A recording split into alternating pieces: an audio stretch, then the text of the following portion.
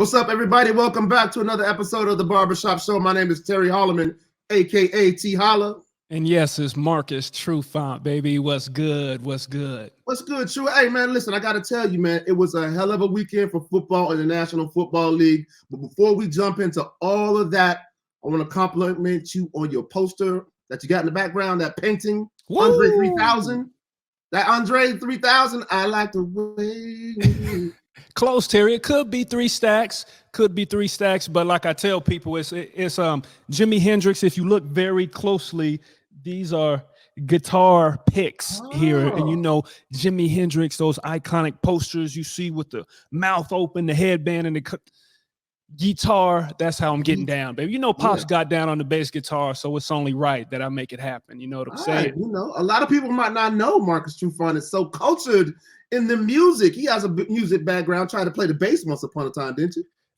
Background is strong word. I have a couple bass guitars that collect dust, but eventually I get there. I still got time, brother. I got nothing but time. Nothing but time. The multi-talented Marcus Trufant, a.k.a. True's in the building.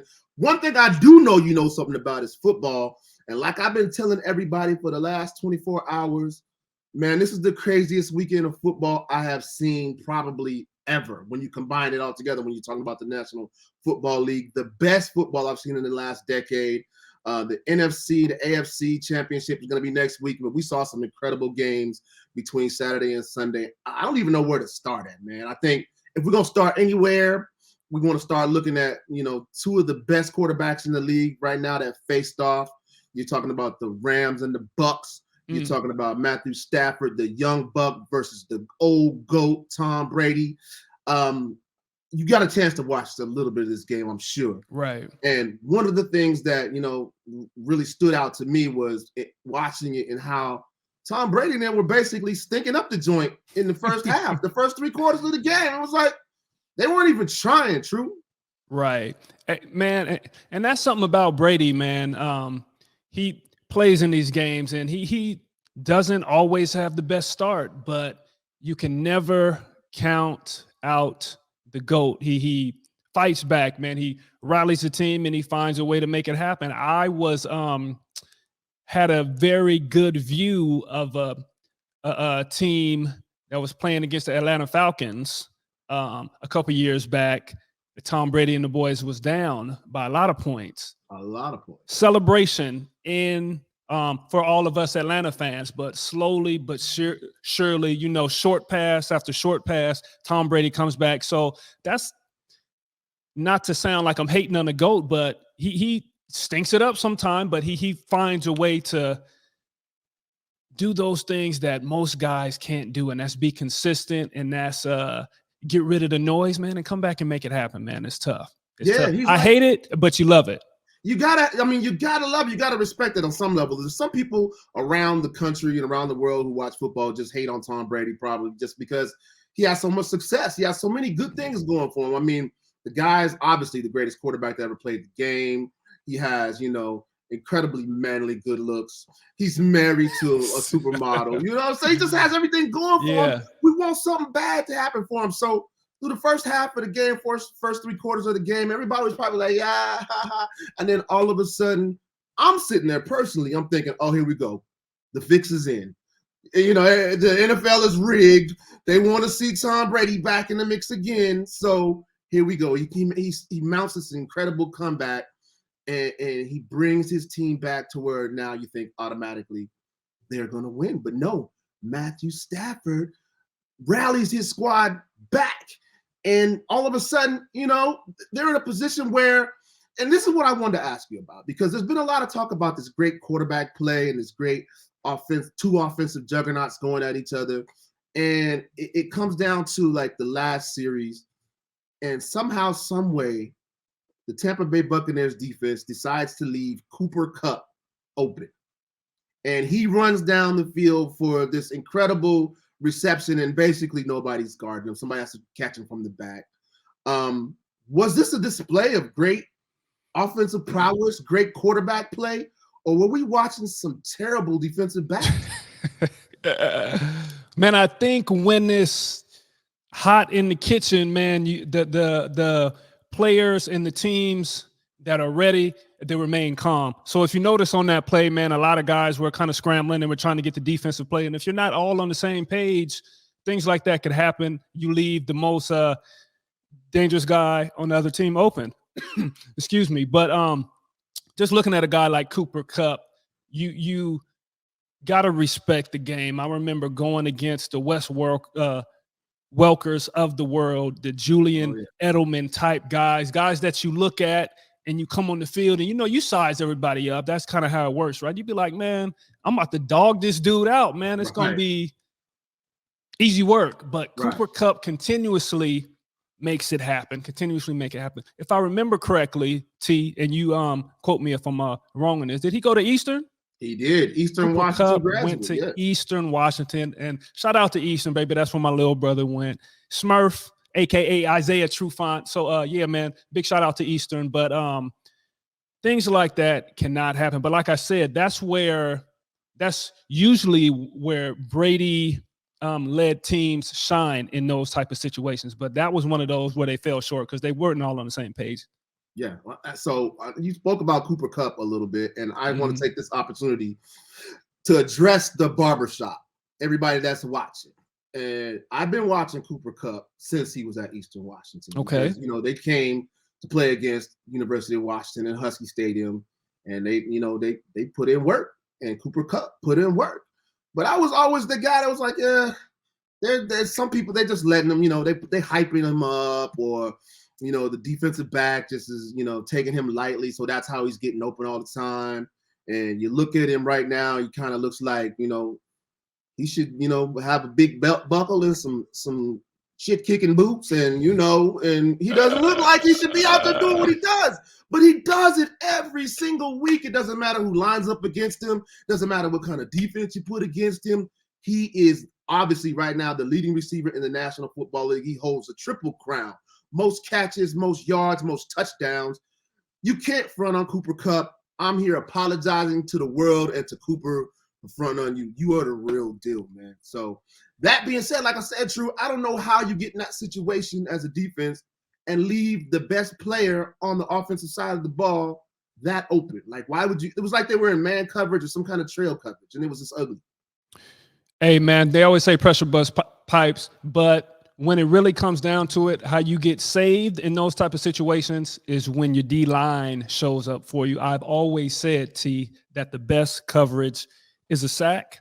Yeah. So, those boys didn't get to Matt Stafford back there. So he had his time and he was able to just kind of throw one up there, man. And it looked like they did have some pressures on because everybody was in that man-to-man type. There was no safety back there. So, it was kind of easy pickings. But can't do it, won't do it. You can't win playing that type of football. Can't do it, won't do it. So there it is. So the Bucs are going home. Tom Brady's getting an early vacation. The Rams are heading to the NFC Championship, a team that they're going to face in the NFC Championship, San Francisco 49ers, man. They did their job against your boy Aaron Rodgers and the Green Bay Packers. And, it's going to be a little rough offseason for Aaron Rodgers. He had a rough one last year. I'm interested to see what happens with him this offseason. We were having a hard time getting him in camp last year. Now, after you take this little butt whooping that you just took from the 49ers, what's going to happen with Aaron Rodgers this upcoming season, True, in your opinion? Well, man, it's hard to say. Aaron Rodgers, I'm a fan of Aaron Rodgers. I know a lot of people don't like his charisma, his Aaron Rodgers-ness, as far as kind of coming off as always being the smartest guy in the room and this, that, and the third. But I think he really leans into it, man. And this dude is a smart football player. He's a hell of a competitor, and he wins a lot of football games, man. So I'm with this dude, and this dude is kind of setting it up to call his own shots, right? To be involved in who's going to be involved with the team, kind of where he sits and doing stuff like that. And I think it's by design. So I like it. Everybody likes the so-called villain, so I'm on Team Rodgers. Yeah, Team Rodgers, man. You one of the guys, you okay with him, lying about his injection and whatnot and his stances that he takes in that arena? Hey, man, I'm not the one that makes the rules, T. They are okay with him doing it as long as he's bringing eyes to the television and as long as he's winning football games. So, hey, baby, I ain't got no fights in this game or whatever. So, Aaron, you keep winning football games, we'll all be okay with it. Yeah, Sad to say, but somebody true. told me that Aaron Rodgers today is somewhere asking for a recount of the game. he needs a recount. I wouldn't doubt it. I wouldn't doubt it. But on the real though, we often talk about the stellar quarterback play that we see around this time of the year. Of course, we saw a lot of it yesterday, and we talk about these strong defenses that keep teams winning these games. One part of the game that a lot of people forget about is special teams. And that's a third aspect of football that a lot of people, sleep on. But if you look at the games that were played yesterday, special teams was imperative for every squad that won. And we're talking about the San Francisco 49ers in this instance because they ended up blocking a punt again. So they were struggling during a lot of this game versus Green Bay. A block punt really flipped the script for these guys and is now leading them to the NFC Championship. What is your opinion about, the importance of special teams, True, and how important it is? Because I know a lot of people think, special teams, these are guys that probably just can't make the starting roster, blah, blah, blah, blah. But we see what happens when you make big plays on the special teams. Right. Everybody got a role to play, man. And any fan or any athlete that's played on any team, they know that every position counts and everybody got a job. And so to piggyback off of that, turnovers, field position are huge.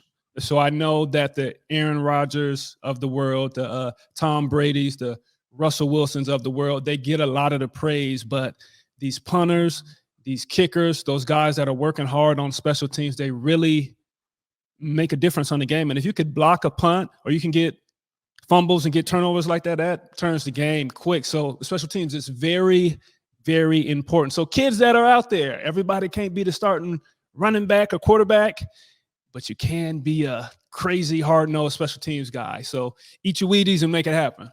Listen, I got to tell you, this is a Trufant Terry segment we're going to do right here. Is now, I did a lot of special teams when I was playing at the University of Washington, and it's not for the faint of heart. And you might think, these are guys that, might not be able to crack the starting roster, but everybody I knew that was on, say, I was on the kickoff team, True, and they were slightly lunatic.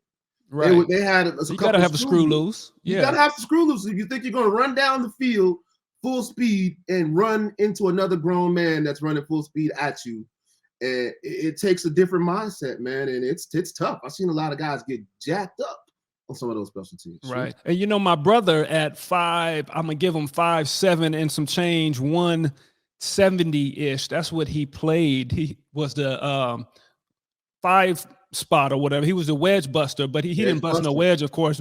He'd be snaking through that thing, getting slithery and make it happen, man. And that's how he made a living for a couple of years with the New York Jets. Yep. Special teams, again, it has to be hot for your team to win, man. Offense, defense, and special team, all three have to be hitting. Like I said, you look at the block punt versus Green Bay, got San Francisco into the championship game. You look at each other game that was played in the last couple of days, field goals came in crucial. And now, it's crazy for me to watch these games. You know what I'm saying?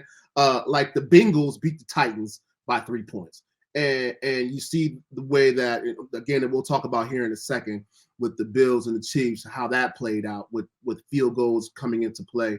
I'm looking at these field goal kickers, True, and it's like, I don't know what has gotten into them. It's like, again, to take it back to my day, the old school day, you said you get guys and sometimes you wouldn't know, you get on the 45-yard line or the 43-yard line and they kick and it just go wide left, right, and it might not make it all the way there. Now it seems like you get these kickers within the 50-yard line, and it's good. It's good money. Watching that game last night, the Kansas City Chiefs versus the Buffalo Bills, and getting that kicker in a position inside the 50 at the end of the game to go ahead and send it into overtime, and he was just walking out there with so much confidence, I'm not even struggling. I'm not even worried about this, True. Right. Hey, man, a lot of these kickers got swag now. The DT is different, man. If you got some of them come out there with the long locks, the flowing locks, the Goldilocks type of feel, man. You got some kickers out there that swole up and really be coming down and hitting people now. It's a new day, but the kicking game is a real life strategy now, right? If you go down, you make a couple plays, and you saw that in this Bills Chiefs game. And these quarterbacks was really making it happen. These wide receivers, man, and they make a couple plays, a couple great catches, couple great throws, and you're right in the game, man. And that's the game right there. Or you go into overtime and all that. But I say all that to say that the kicking game and the special teams game really showed itself this weekend. So I think a lot of teams are going to take a deeper dive into that and make sure that they have that, because these teams are getting so close now as far as the talent and all that kind of stuff, and the separation is not that far. So it's usually coming down to 3 points. Yeah, it's crazy to watch these guys do their thing. And right now it's getting really tight. And I think that's what, when I talk about some of the best football I've seen in a decade over this past weekend, that was a lot of what I was alluding to, coming down to the last second, leaving it in your kicker's hands, letting them, extend the game to overtime. Like in the situation we were talking about, the Chiefs versus the Bills. Again, that was one of the most incredible games I've seen in a long time. And we talked about the quarterback play. I want to talk to you a little bit about that. You talk about two of the young greats. You got Patrick Mahomes on one side of the ball, just doing his thing. And I got to say, people were really hard on Patrick Mahomes at the beginning of the season. He was struggling a little bit. He wasn't living up to the hype that he had over the last couple of years. But he rallied. His team rallied around him, and you see where they're at now. Now, they're favored to be in the big ball, right? And you saw what he was able to do yesterday. Just incredible quarterback play. And I want to first of all get your take on Patrick Mahomes and what he brings to the Chiefs and what he brings to the NFL.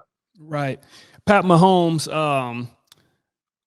33 for 44 for 378 yards, 3 touchdowns. This dude is like watching a video game. Or I'll even take it a step further, watching a movie that has been scripted and the actors are on take 10 or so, because everything is perfect.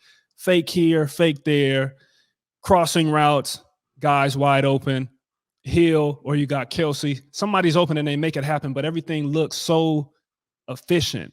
All the fakes, the defense seems to be in the wrong position at all times. Yeah. And I say that that is great offensive football. It's a defensive player's nightmare. They run all these plays to play to the weakness of the defense. If you're playing man-to-man, you got these crossing routes. You're trying to get these mismatches. You get these linebackers on these wide receivers. It is hell for a defense, and they're going nonstop. The tempo is crazy. I could go all night on Pat Mahomes and the Chiefs. The offense is very good. It would be a nightmare to play against. So yeah. Kudos to the Chiefs. They were solid. Kudos to the Chiefs. Josh Allen, the quarterback for the Buffalo Bills, he also, he was no slouch, man. He got 27 for 37 passing, 329 yards and 4 touchdowns. Again, quarterback, prowess was on display in full force last night in the NFL and that particular game. And he just came up a little bit short. And the thing about this game, and I think all the pundits and all the experts and even the average Joes who watched that game, you came to a point where you realize whoever had the ball last was going to win. I mean, they were just you look at the way he was navigating and traversing down the field with his team. They couldn't be stopped at the end. It's like, okay, you get to third down, third and long, bam, touchdown. Right. And then you give it back to Mahomes. Traverse down the field, touchdown. So it seemed like whoever's going to have the ball last was going to win. It just was so happened that the Chiefs won the coin toss in overtime and got the ball last. So it was a great back and forth. 2 things I want to say before I get off the topic of the Chiefs and the Bills. You look at some of the weapons that Patrick Mahomes has over there on offense. I'm talking about Travis Kelce for one. This guy, I call him white chocolate, right? He got so much swag. I love it. Yeah. He's the blackest white guy I've ever seen in my life. Drip doesn't look like he's trying. 10. Right. Like he doesn't look like he's, sometimes you look at the dude, you look like, he's trying too hard, man. Like Travis looked like Travis got some black people like in his family tree somewhere. Definitely invited to the barbecue, right? Yeah, Invited to the cookout. yeah. So, but when you get him on the field though, it's just he's an unstoppable force. Like he's 6'6", 260, and can move. And you look at him on that last drive, and he's unstoppable in that instance. Like you can't run through him, you can't jump over him. Right. What do you do in that situation as a defensive back? And I think it's the perfect storm, T. And you just talked about it, his size and his athleticism, and then you throw in a quarterback that really can throw the ball from any angle and fit it into any spot. There is no defensive coverage for the perfectly thrown ball or the perfectly ran route. You got to hope for a sack, or you get some pressure on the quarterback to make him uncomfortable to where he throws a nasty ball or something like that. But like I said, the Chiefs are hitting on all cylinders. And in crunch time, they just continued to do their thing. They didn't let the moment get too big for them. They just stayed on pace, stayed consistent, kept those routes going. And Pat Mahomes, he makes all of the right throws. He doesn't try too hard. He doesn't force things. He makes those perfect throws in the right situation. So it's always going to be tough. Right on, man. So great weekend of football. I'm going to ask you this before we move on to the next subject, True. We got one final week to decide who's going to be in the big dance, right? So I want to get your expert opinion, man. So we got who we got? We got the 49ers and the Rams. Right. For the NFC. AFC, we got the Chiefs and we got the Bengals. So who do you see out of those four teams meeting up in California in a few weeks for the Super Bowl? The good story or the good game I would like to see is the Chiefs and the Rams. I think that'll be a good game. Nice big names there. You got the big boys on the defense. You got Aaron Donald offensively. You got Odell Beckham. You got Matt Stafford and just all these guys. And then with the Chiefs, which I'm surprised people in Seattle ain't mad about it. Our boys is up front on the D line down there. You got Frank Clark, and you got Jaron Reed, of course, I was here with the Seahawks. And then you got the boys in the secondary making it happen there. But you got Mahomes, and you got all the players on offense over there, Kelsey, and you got Hill, all those guys. So I would be excited to see that. Yeah. Hey. I think that'll be good. And one more thing that you left out that I left out for the Seattle fans who out there who had lots of opinions over the last couple of years. There's another guy that's over there in Cincinnati by the name of Trey Flowers that's having an opportunity to play for an AFC championship and go to the Super Bowl, who we basically ushered out unceremoniously out of Seattle. They talked about Trey Flowers like a dog. Right. All the fans in Seattle, like he was the weakest, he's the worst, he's the blah, blah, blah, blah. But who didn't, T? What? But who didn't talk about him, and who always had his back? Mr. Trufant. I'll give you credit. I'll give you credit. Trey, just his tall. What is he? Probably 2.5, 6'3", big, strong man, likes to hit. I've always loved Trey Flowers. It just wasn't a good fit, I guess. But he's showing it now and making it happen. So go ahead, Trey. Shout out to Trey Flowers, man. Good luck, man. Hope for the best for you. Wish for the best for you. Ball out. Last thing before we get off. It's not really football, True, but it's barbershop talk. We have to do it, man. Talking about the Super Bowl. Something I got really, really, really excited about. I don't even know if you saw it yet, so I'm just throwing it out there. It debuted just last week. They sent out a trailer for the halftime show. Have you seen the trailer yet? I've seen a few of them, man. There's some of the greats on there, right? Bro, check it out. So yeah. The halftime show this year for the Super Bowl is featuring Snoop Dogg, Dr. Dre, Mary J. Blige, Kendrick Lamar. Man, in the trailer they put together, man, they had to spend millions to put this trailer together. They got Snoop Dogg riding in the 6'4" Impala, Sparks coming up, but it starts out with, I forgot, Eminem. Eminem starts out, he's doing his thing, and then, let me call my boy Snoop Dogg. And then, Snoop Dogg does his thing. Let me call my girl Mary J. Mary J come in the Bugatti. Yeah. There was no hateration Yeah. or holleration in that dancery. And then Dre. Oh my God, the halftime show is gonna be lit, bro. Yeah, man, it's gonna be a good look. And usually the NFL kind of shied away from the more cultured or the more risque type of artist to try to save face or whatever you want to call it. But now they're coming back to the culture, man, and they're making it happen. And in years past, certain individuals, I believe it was Jay-Z, may have boycotted the Super Bowl just because of the way things were going on with all the political stuff that was going on in the league. But now it seems like people's coming back and they about their money, and the league is acting like they are with the culture, but they're gonna use the culture while they can, right? Yeah. Well, you know what happened is a couple of years ago, I think Jay-Z was actually tapped to be like the entertainment consultant for the NFL. Right. I think there was a lot of controversy. I forgot about that. Right. Yeah, there was a lot of controversy with that, saying Jay-Z sell out, blah, blah, blah, blah, blah, when they were doing the whole kneeling during the national anthem thing, and they brought in Jay-Z. And I think this might be a result of some Jay-Z work, right? I mean, you look at this, it's basically a hip-hop extravaganza at halftime, true. And man, it's a real live concert. It's going down. Yeah, it's live. Like, I would go to the Super Bowl just for halftime. Like, I don't got no dog. I don't have a team in the game, but I want to go for the halftime show. Right. So it's going to be live. We're looking forward to it. We're looking forward to some fun football this upcoming weekend. And of course, Super Bowl is going to be lit. Now to shift gears, True, out of the National Football League a little bit, I want to talk a little bit about coaches and their interactions with their athletes. And something actually happened a couple of weeks ago in the NFL that made me have this thought process to talk to you about it. Bruce Arians, the coach for the Tampa Bay Buccaneers, got involved in a little physical altercation with one of his DBs, Andrew Adams, who was in some extracurricular activity on the field. There was a little scuffle on near the Bucs sideline.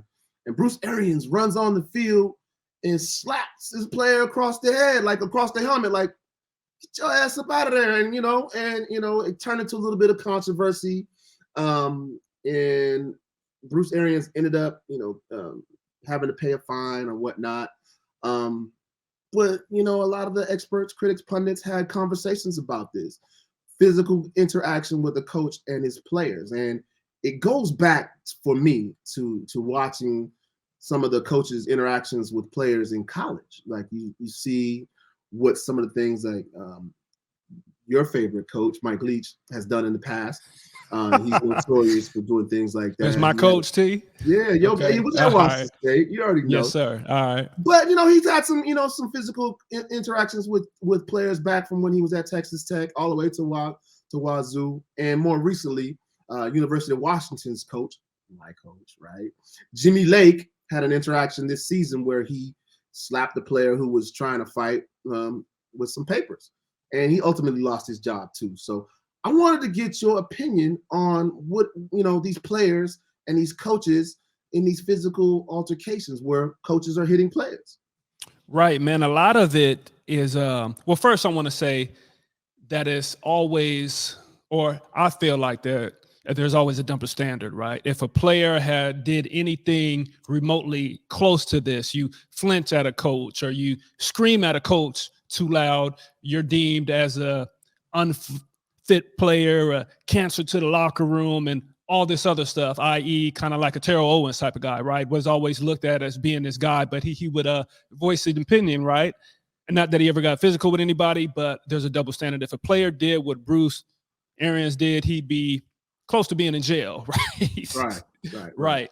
But the other side is that it's kind of the brainwashing of this culture that coaches can go as far as they need to go as long as it's in the realm of, okay, we're trying to win a Super Bowl. Let's push, let's talk to these players crazy, and let's do all this stuff. Not all teams believe in this, not all organizations fall under this, but a lot of it happens, and this is in college too. So I think that's really where the issue is. Are we giving these coaches too much leash, right, to push? in the name of winning the championship, and when it comes down to in the name of bringing in dollars to the organization. So my question is, and this is what a lot of people are out there saying as well, and you don't shoot the messenger. I'm just delivering the message, right? Saying that situations like this, where they're just caught up in the heat of the moment. Passions are flying and emotions are flying, and I'm trying to do my best to keep my player out of a situation that's going to harm the team. So I don't necessarily mean harm. I don't come at this with any ill intent as a coach, but my job is to separate my player from that situation. And I just got caught up in the moment. I don't agree. I disagree, T. And I'm not coming after the messenger, of course, but I don't agree with that. There is plenty of people sitting down here in county for things they did on accident, for things they've been caught up in the moment with.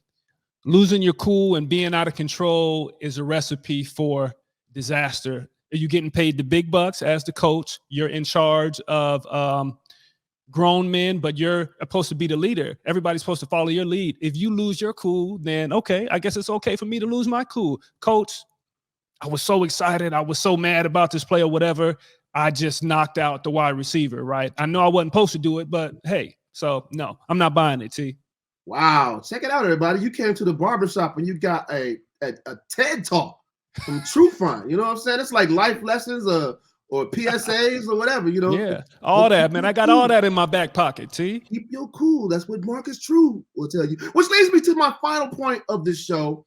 And it is the segment that we know and love where we get the truth from an NFL player who spent 10 years in the locker room with the guys, with the coaches, with the franchise. The only kind of way that you could get this information is right here in the barbershop, and it is the truth with True. True. Here's the question I'm gonna ask you. I don't want to put you on the hot seat, but I'm going to. But you always do. I always do, man. And I'm expecting to get the truth from True. Have you ever, in your career, whether it be college, professional, high school, Al Davies, anywhere along the line, lost your cool with a coach? Never. Woo! Mr. Marcus Trufant lost his cool with the coach. Face to face, no. I'm more of a internal type of guy, and that goes for both.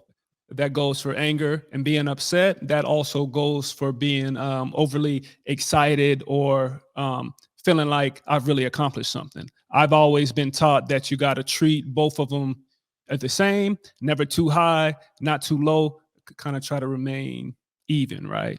Stay calm, stay chill. But no, T, I don't do that, man. I've always been coachable, and that's always been a thing for me. And I don't even know if that's the right word, but it's not my personality. And not saying it's wrong for other guys, because everybody's different. That's just my style.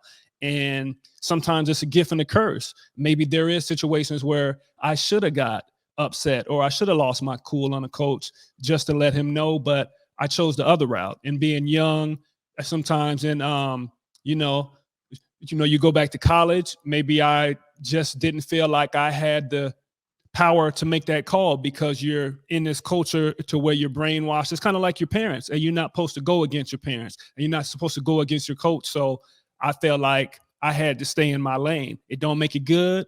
It don't make it bad, but hey, baby, that's where I was at. All right, True. Even keel. And so ever since I've known you've always been even keeled. You've always said that. Never too high, never too low. And I think that's part of what makes a great defensive back, amongst many other things. And it could transition very well into life as well. But flip side of that, has any coach ever lost it with you? And, been to a situation where I got True, get, Nah, see, I wasn't gonna let nobody put their hands on me. That don't work.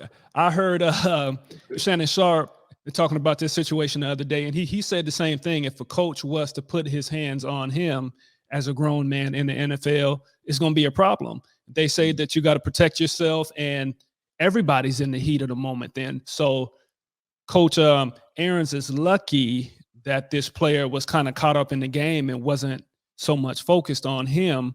But guys that's out there in the middle of battle, of war, and you pop somebody upside the head like that, they could snap on you. And I know the coach really don't want those problems. So be careful, coaches. No, I know. Be very careful. I've seen some coaches in some situations, Mike. I'm like, please, coach, don't do that. You don't know what that man got for you. And you don't want that kind of business, man. So, man, appreciate you sharing that truth with us, True. It's always a blessing when we get to hear the truth from somebody who's actually been there in the battle in the heat and actually knows what it is. We don't just have to guess what the guys are thinking. We get somebody who knows what they think, man. Appreciate it, brother. Appreciate it. Anyways, let's get ready to watch some good football this weekend. True, and come back next week and talk about it, man. In the meantime, everybody else, you can find us on all of our social media. True, you know, sometimes, you know, I think I might have a little touch of that, you know, concussion syndrome, man, because I can't remember our handles. Really? At Barbershop Show. And, Instagram at Barbershop Show.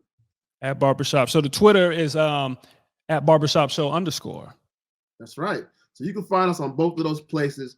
Like, follow, subscribe, share with your friends. Tell them to come hang out in the barbershop for a little while where you can get, you know, first-hand information from people who have been there and just have a little bit of fun too as well. So until next time, we'll catch you. It's T-Holla and True, and it's only in the barbershop.